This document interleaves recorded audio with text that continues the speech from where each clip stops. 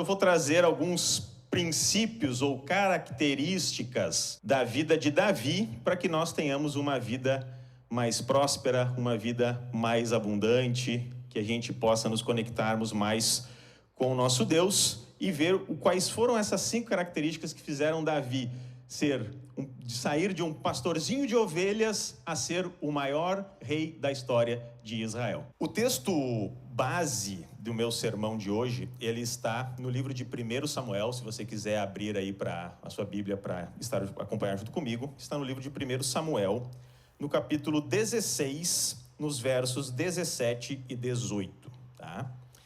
O que estava acontecendo ali, para a gente contextualizar rapidamente? O rei Saul, que era o primeiro rei da história de Israel, ele estava num momento sendo afligido por espíritos, malignos, espíritos ruins que estavam afligindo ele. E aí no verso 17 ele diz assim: E Saul disse a seus servos: Providenciai-me agora um homem que possa tocar bem a flauta, ou a harpa, e trazei-mo. E no verso 18 diz assim: Então respondeu um dos servos e disse: Eis que vi um filho de Jessé, o belemita, que é hábil em tocar, e um homem forte e valente, e um homem de guerra, e prudente em questões, e uma pessoa formosa, e o Senhor está com ele.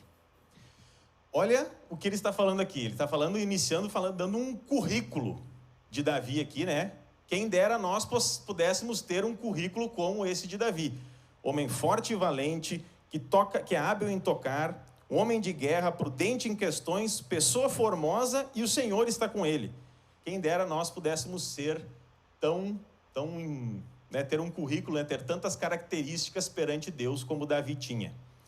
Mas eu quero trazer então baseado nesse texto, eu quero trazer 5 características que a gente pega da vida de Davi, porque se nós aplicarmos na nossa vida diária, a gente consegue ter uma vida melhor e uma vida mais próxima de Deus.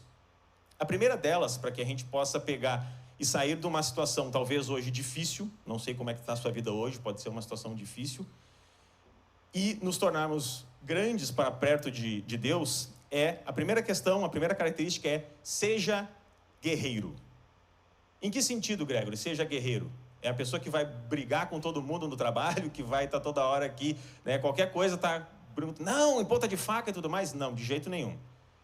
Davi, ele era um guerreiro, mesmo antes de ele ir para a guerra e se tornar um grande general e enfrentar o gigante, depois se tornar um grande general do rei Saul e depois virar um rei guerreiro, ele já era guerreiro ao cuidar das ovelhas todo santo dia, levantava cedo para ir cuidar das ovelhas de seu pai. Na época, não era ninguém, não era conhecido, tanto que o nome dele ali, na hora que está dizendo ali, o servo disse: Eis que vi um filho de Jessé. Nem o nome dele sabiam, de tão falta de importância ele tinha naquele momento. Mas ele é guerreiro. E por que a gente precisa ser guerreiro? Porque a vida, gente, a vida é de quem luta.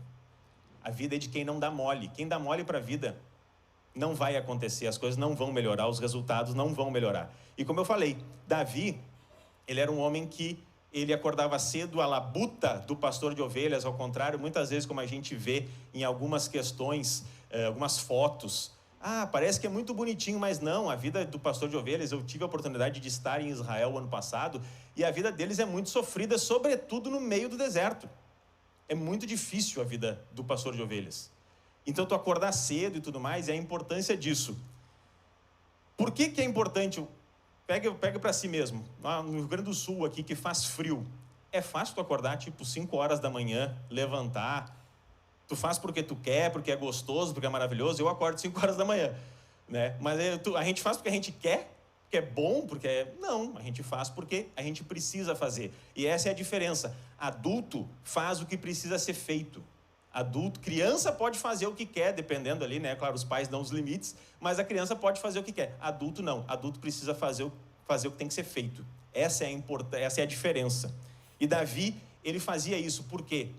Uma questão importante que a gente precisa entender é que quem está no controle, quem precisa estar no controle, é a nossa mente e não nossas emoções. As nossas emoções, a Bíblia diz que o coração do homem é enganoso.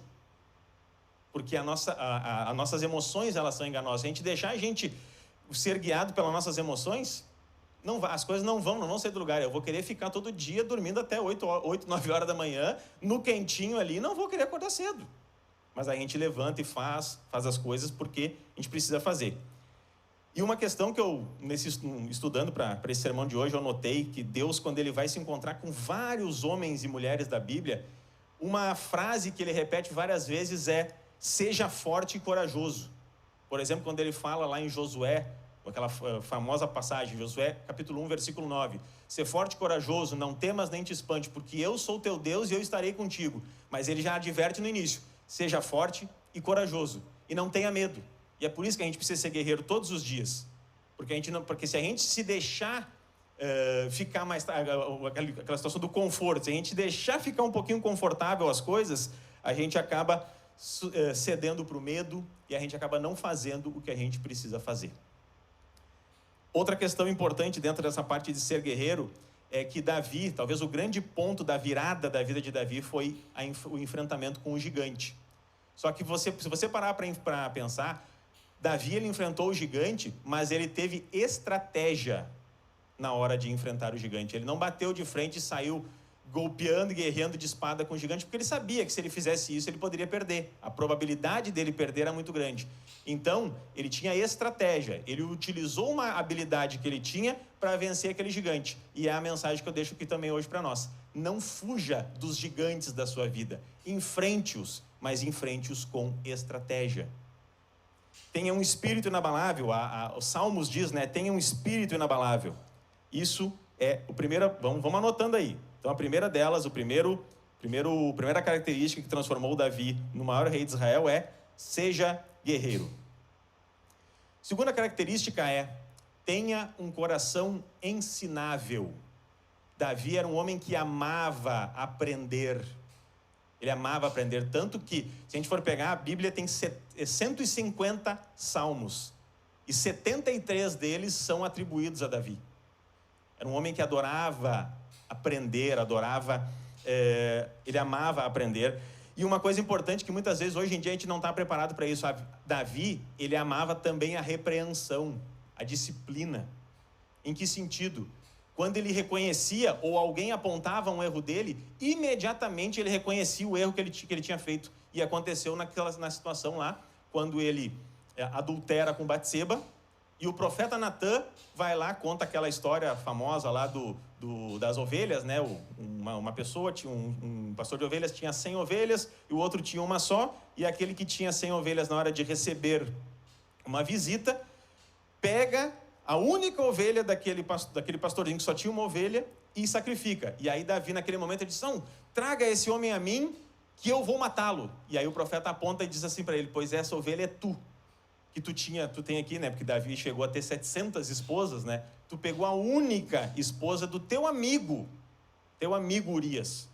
E depois tu foi lá, adulterou, tentou, né, ludibriar o amigo, ainda mandou ele para a guerra, ele mandou ele para a morte. Quando Natã fala para isso, imediatamente Davi rasga suas roupas, se prostra no chão e começa a pedir perdão a Deus pelo erro que tinha cometido. E essa é a importância. Hoje em dia a gente está muito frágil. Qualquer coisa que hoje alguém chega para dizer, né? Olha, Gregory, por exemplo, chega para mim: Gregory, tu está errado nesse ponto e tudo mais. A gente já quer sair se defendendo. E não pode ser assim. A gente primeiro tem que ter o coração ensinável para ouvir aquilo que a outra pessoa, considerar, diminuir o nosso ego, para que nós possamos considerar aquilo que está sendo dito e realmente ver se aquilo é verdade ou não. Mas tu simplesmente, no momento que alguém te repreende, tu já sai se defendendo, tu nem parou para escutar se aquilo que a pessoa está falando faz sentido ou não. E isso não pode ser desse jeito. E uma coisa importante: quem ama a repreensão só erra uma vez. Davi, ele nunca mais cometeu o mesmo erro. Outros erros, a Bíblia não conta muitos assim, né? Mas com certeza, vários erros durante a vida ele cometeu. Mas ele nunca mais cometeu o erro de adulterar, porque ele amava a repreensão. Terceiro ponto: seja humilde. A Bíblia diz que Deus ama o coração humilde. Isso é muito importante. A humildade, ela abre portas para várias questões. Por exemplo, Se você tem um problema com uma pessoa, um amigo, ou qualquer pessoa, e você se desentendeu, no momento que você chega para tentar uma conciliação, se você já chega em posição de humildade, reconhecendo o erro que foi cometido por você, você desarma a outra pessoa. Normalmente é isso que acontece. Normalmente não, acho que em todas as vezes, né? A não ser que tenha sido um erro extremamente grave, mas se você chegar já pedindo, olha, eu vim aqui, chamei você para conversar aqui, meu amigo, ou, né, a pessoa que você cometeu ali um erro, te chamei para conversar aqui hoje porque eu quero primeiramente pedir desculpa ou pedir perdão pelo erro que eu cometi.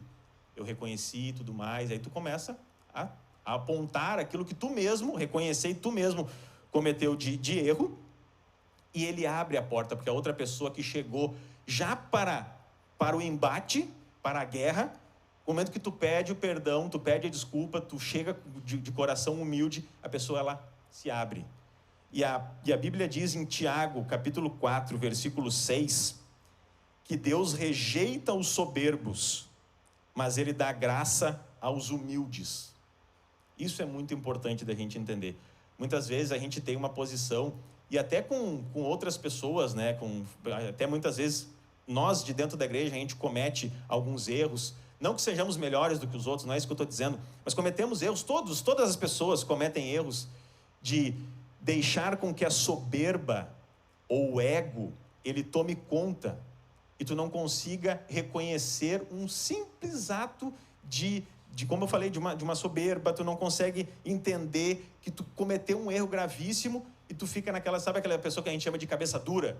A pessoa nunca admite, né? Pode falar qualquer coisa que seja, mas ele vai bater o pé e não vai admitir o erro. Já tive o desprazer de ter pessoas assim na minha vida e vou dizer para vocês, eu acredito que todos devem ter passado algum momento ou outro uma situação como essa, e é muito complicado. Então a humildade, porque a humildade, ela leva a gente a lugares que dinheiro, contato, networking, qualquer coisa desse tipo não leva. A humildade te leva a lugares que nada vai te levar. Por exemplo, Davi, naquele momento, ele tinha aquela habilidade, mas por ele ter um coração humilde, por ele ser humilde, o servo de Saul se lembrou dele. E onde é que ele foi parar? Dentro do palácio. E depois de dentro do palácio, ele virou o rei de tudo depois. Mas por isso que eu estou querendo dizer, a humildade, ela vai te levar em lugares que nenhuma outra qualidade te leva. Próximo ponto, o quarto ponto de hoje. Faça tudo o que você for fazer na sua vida, faça com excelência. Davi, ele era excelente em tudo o que fazia. Você nunca vai mudar os resultados da sua vida, por isso que eu falei no início, né? Que está iniciando um mês novo, está iniciando, né? Vamos dizer assim, para muitas pessoas está iniciando o semestre, claro, o semestre iniciou em julho, mas para muitas pessoas está iniciando um semestre novo. Se você quer mudar os seus resultados daqui para o final do ano, a partir de agora, esqueça o que ficou para trás, mas a partir de agora, faça tudo com excelência na sua vida. Se você quer mudar os seus resultados, nunca vai acontecer se você não fizer com excelência. Existe um vídeo de um homem, né, filósofo brasileiro chamado Mário Sérgio Cortella. Se você nunca viu esse vídeo, procure Cortella Mediocridade no YouTube. Ele tem uma frase lá que ele está falando sobre essa questão da mediocridade, e para quem não entende, mediocridade é estar na média, não é uma coisa pejorativa. Chamar a pessoa de medíocre, a gente tem essa conotação pejorativa, mas não, tu dizer que a pessoa é medíocre, simplesmente ela está na média. E ele diz assim, faça o melhor que você pode, com as condições que você tem, antes que você tenha condições melhores para poder fazer melhor ainda. É meio complexo, né? Mas é isso. Faça o melhor que você pode, com as condições que você tem, antes de ter condições melhores para poder fazer melhor ainda. O que isso está querendo dizer? Com o que eu tenho agora, eu vou ser excelente. Eu não tenho condições de ser o melhor. Eu quero cantar e eu comecei a cantar. Por exemplo, ontem a gente fez o ensaio aqui no coral. Foi a minha primeira vez na minha vida que eu cantei num coral. Nunca tinha ido, achei maravilhoso, achei lindo aquilo ali. Só que a minha voz não é uma voz maravilhosa, como vocês estão vendo aqui. Eu vou ter que treinar muito. vou ter que me desenvolver bastante. Só que eu vou fazer o melhor que eu posso dentro do coral, com a voz que eu tenho agora, antes de eu conseguir treiná-la, antes de eu ter uma voz melhor para poder cantar melhor ainda. É assim. Ninguém nasce cantando maravilhosamente bem. Tu pega ali, sei lá, o Luciano Pavarotti, que foi o maior tenor da história. É uma pessoa que treinava, sei lá, 12, 15 horas por dia a sua voz para ter uma voz como aquela. Não nasceu perfeito, né? Então é isso que eu estou querendo dizer. Não importa se você acha que você é incapaz, a capacidade quem dá é Deus. Mas faça o que você tem, o que você pode de melhor para Deus. Entregue tudo de melhor para Deus com as condições que você tem agora. E no percurso, Deus vai abençoando e vai te dando condições melhores para você fazer melhor ainda.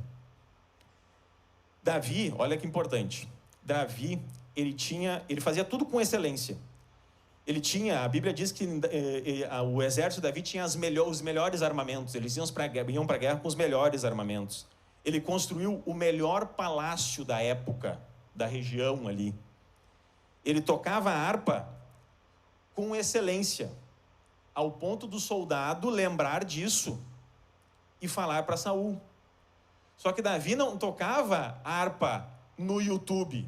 Ele não tocava harpa para uma igreja cheia. Não, ele tocava harpa para as ovelhas, gente. E ele fazia com a melhor condição que ele tinha, com a excelência que ele podia, mesmo que fosse para as ovelhas. Então, muitas vezes a gente acha assim, vou fazer aqui, por que eu preciso fazer aqui se não tem, só eu aqui, eu e as ovelhas, por que eu vou me esforçar? Uma coisa importante, sempre tem alguém te vendo. Sempre tem alguém nos observando. E aí, Davi estava lá, tranquilo, tocando ali a sua harpa para as ovelhas. E aí, sei lá, na beira da estrada passava o soldado ou mais pessoas ali, diz, olha, tem um rapazinho lá que toca perfeitamente bem lá, ele cuida de umas ovelhas lá no campo, lá um pastorzinho, tem um cara que toca perfeitamente bem, eu acho que ele vai ser bom para ti aí, rei. E aí Saul, mande-o chamar agora, imediatamente, porque eu preciso dessa ajuda. E aí é o ponto que a gente precisa entender. Ele tocava a harpa para as ovelhas com excelência, e a qualidade e a excelência levou ele para o palácio também. Humildade e excelência levaram Davi para o palácio do rei. E ele servia a Deus com excelência, obviamente, porque se não fosse assim, ele não conseguiria ter a alcunha do homem segundo o coração de Deus. A gente vê em vários momentos, os próprios salmos, Davi ele questionava a Deus de coração sincero, só que ele servia a Deus e no momento, como eu falei, no momento que ele se dava conta dos erros, ele nunca questionou se, diferente de Salomão, por exemplo, seu filho, que serviu a outros deuses em dado momento da vida, Davi nunca passou pela cabeça dele servir a outro Deus. Mesmo que, apesar de conhecer, de a gente saber que ele cometeu erros e tudo mais, mas ele servia a Deus com excelência. Quando ele lá na caverna de Adulão, quando ele encontra lá os homens lá, né, ele treina lá os famosos valentes de Davi, ele treina também aqueles soldados, homens aparentemente totalmente incapazes, com problemas, né? A Bíblia fala ali várias características específicas ali, homens depressivos, com situações bem complicadas, mas ele treina eles à excelência a ponto de eles se tornarem o exército mais letal da época. Nunca antes havia tido um exército com tão poucos homens tão letal quanto os 300 valentes de Davi. Então, essa é a importância que a gente para olhar aqui a questão da excelência. E lembrar mais uma vez, tem sempre alguém olhando, nos observando em qualquer situação que a gente faça. Às vezes tu acha que pode não ter ninguém, que você está sozinho. Pode escrever que se você faz as coisas com excelência, mas eu sou só a secretária, eu sou só o secretário ali, né, o estagiário, a estagiária do local. Faça o melhor, faça com excelência, porque a gente vê várias histórias no decorrer várias questões no decorrer da história, de pessoas que começaram dentro de uma empresa como estagiários e chegaram a ser presidentes da empresa depois. Por quê? Porque eram bons, eram excelentes, faziam tudo com diligência, né? É um princípio bíblico também, diligência, né? E o próprio Salomão fala sobre isso. Então, é isso que é importante. Tem sempre alguém nos observando. E o último A última característica de hoje que a gente vai analisar em Davi, talvez seja a mais importante. A Bíblia ela é repleta de princípios bíblicos muito fundamentados. E um deles é o princípio da honra. Davi, em momento algum, ele nunca quebrou o princípio da honra. Ele sempre honrou aqueles que deveriam ser honrados. Ele chegou a quebrar, por exemplo, o princípio daquilo que a gente chama de, talvez, de santidade ou de exclusividade, quando ele adulterou com Batseba. Ele chegou a quebrar esse princípio. Mas o princípio da honra, ele nunca quebrou. Ao ponto de que a Bíblia diz que ele morreu cheio de anos e sem inimigos. E a partir disso, Salomão pôde reinar em paz. Tá certo que ele teve que, em vários momentos, ele teve que lutar, guerreou contra vários outros povos? Sim, a gente sabe disso. Mas ele honrava tanto, e a Bíblia diz que os outros reis também, né, reconheciam aquela importância de Davi. Ele honrava tanto que ele terminou o seu reinado, a sua vida, sem inimigos. Talvez algum adversário, alguma questão ou outra, mas ele não tinha inimigos. E aí ele passou o reino em paz para Salomão, e Salomão pôde desfrutar da grande prosperidade que a gente conhece da vida de Salomão. E aí eu volto a dizer que, eu falei lá no início, né? A mente não está no controle. Desculpa, a mente está no controle, não pode ser as suas emoções. E aqui eu volto a dizer, os sentimentos, eles não podem ser mais fortes do que os princípios. O princípio da honra era tão forte para Davi, que quando ele se torna rei, ele diz assim: existe alguém da casa de Saul que eu possa honrar? Saul tinha perseguido ele, Saul tinha tentado matá-lo por várias vezes, mas ele sabia que Saul, e ele, em dado momento, ele podia ter matado Saul. Ele disse: não vou tocar, não se toca num fio de cabelo do ungido do rei, do ungido de Deus, ungido de Deus. E aí depois que Saul morre, ele ainda fala isso: existe alguém da casa de Saul que eu posso honrar? E aí alguém disse: olha, existe um homem chamado Mefibosete, que ele é descendente de Saul, ele era neto de Saul. E o que Davi faz? Então este homem será trazido para comer na mesa comigo. Ele não será um qualquer, porque ele é da linhagem real. Isso é honra. Honrar quem precisa ser honrado, honrar as autoridades, honrar pai e mãe. É mandamento bíblico, honrar pai e mãe. Mas Gregory, minha mãe foi horrível comigo, me batia, né? Meu pai fez um monte de coisa, eu não conheci meu pai e minha mãe. Não importa. Honrar não significa conviver. Honrar é honrar aquela pessoa que, mesmo numa situação horrível, ou que você nem conheça, honrar porque a pessoa, primeiramente, ela te deu a vida, que é aquilo que você tem de mais importante. Então, apesar dos pesares, o honrar pai e mãe, que é dito ali na Bíblia, é essa questão. Eu não preciso conviver com aquele pai que me fez mal e tudo mais. Se pudesse reconciliar, melhor. Mas se isso não acontecer, segue a vida, mas lembrando de que, né, a questão do perdão. O perdão, ele diz mais sobre você do que sobre o outro. Você perdoa e deixa para trás.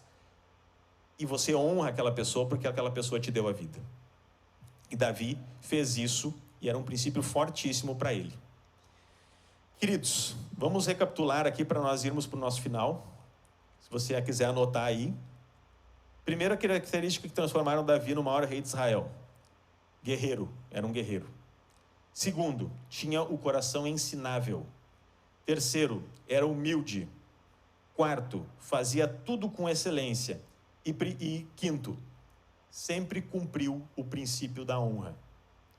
E eu quero deixar de mensagem para você: se você quiser ter uma vida de prosperidade, se você quiser almejar um dia ser chamado de o homem ou a mulher segundo o coração de Deus, se você quer servir a Deus da forma mais importante, da melhor forma, né? Cumprir o mandamento que Jesus nos deu de ir a todas as nações, pregar o evangelho e fazer discípulos e batizar em nome do Pai, do Filho e do Espírito Santo, cumpra esses 5 passos aqui, cumpra essas 5 características, que vai ser infalível na sua vida. A sua vida vai mudar a partir do momento que você cumprir esses 5 passos, essas 5 características na sua vida. Que Deus abençoe imensamente. Que Deus lhe dê paz, saúde, prosperidade, que as bênçãos de Deus sejam derramadas sobre a sua vida nesse momento.